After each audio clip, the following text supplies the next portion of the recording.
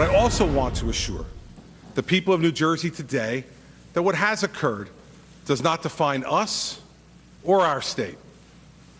This administration and this legislature will not allow the work that needs to be done to improve the people's lives in New Jersey to be delayed for any reason.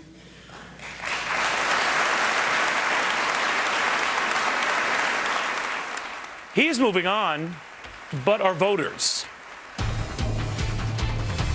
Welcome, everybody. I'm Neil Cavuto, and Fox on top of the country's most famous governor changing lanes, or trying to, in what has already been called a do-or-die state of the state.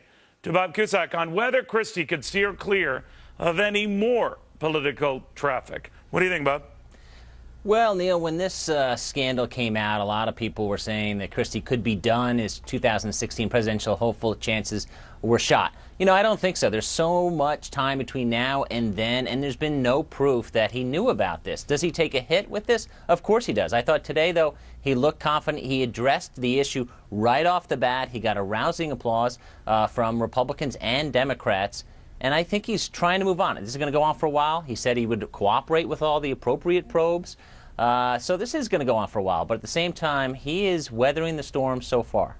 You know, when you talk to people, he still polls very highly in the state of New Jersey. But there are these sneaking suspicions that a majority of New Jersey voters have that this thing isn't done. And I don't know whether that implies that they think that he's lying, but they're not quite convinced it's done. If it drips on, whether it involves him directly or not, at the very least higher ups, does this distract even national voters' attention, assuming he has higher ambitions? Yes, no, absolutely. And his critics on the right and the left are going to go after him, as they have been. So if there are other people that are fired, because obviously creating this traffic, there was a meeting at some point in all likelihood. Who came up with the idea? We haven't heard yet from Bridget Ann Kelly, who was dismissed by Christie, what she says. If it is a drip, drip, drip, and it goes for months, that's a major problem for Christie. All right, and it's always getting to be the issue of a cover-up if one is involved here. We know nothing of that, and there's no hints of that. No. But certainly if it does move a little bit up the food chain and that others were sort of calling the shots to those who were, you know, sort of tying up the traffic, that changes things, doesn't it?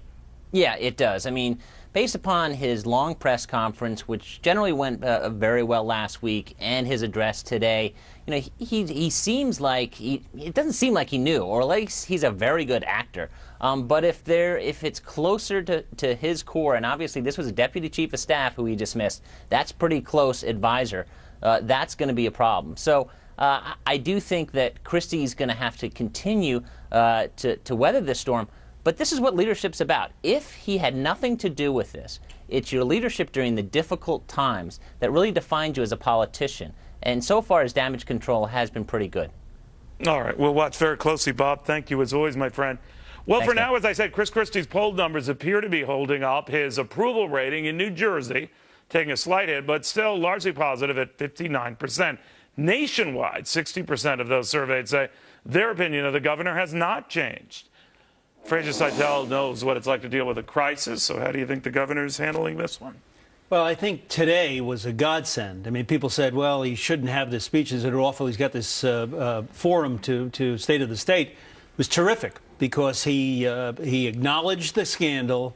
He didn't ignore it, but he said, I'm going to move on. Here are my accomplishments. I'm going to become a better governor, a better leader, a better manager. All of that is great. However, there is, no matter how you slice it, he is damaged goods, officially damaged goods.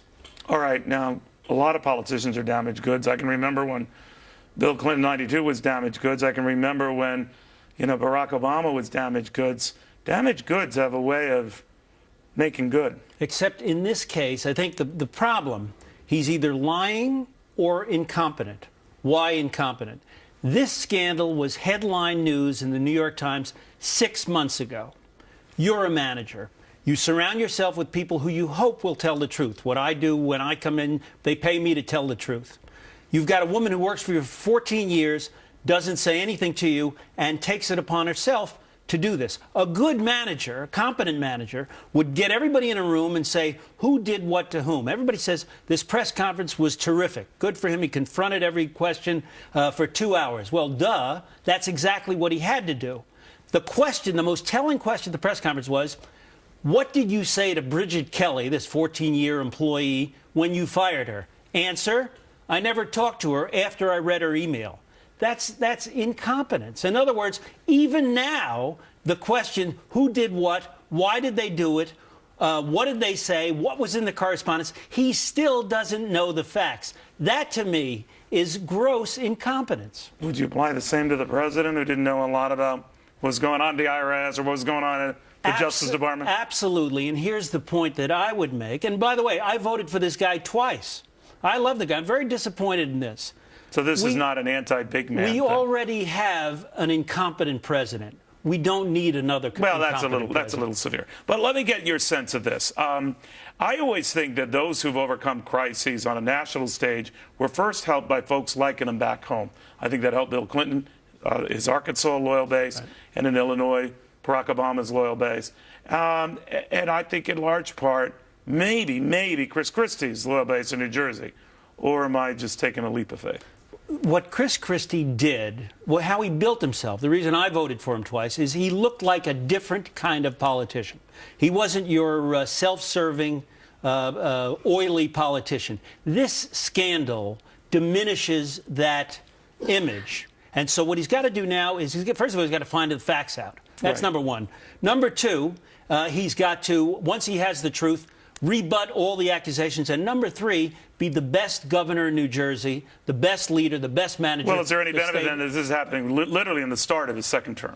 So he's got time to get this. He's got time to get, and he's got to lower my taxes. Fraser, well put. Fraser Seitel, public relations expert extraordinaire. All right, now.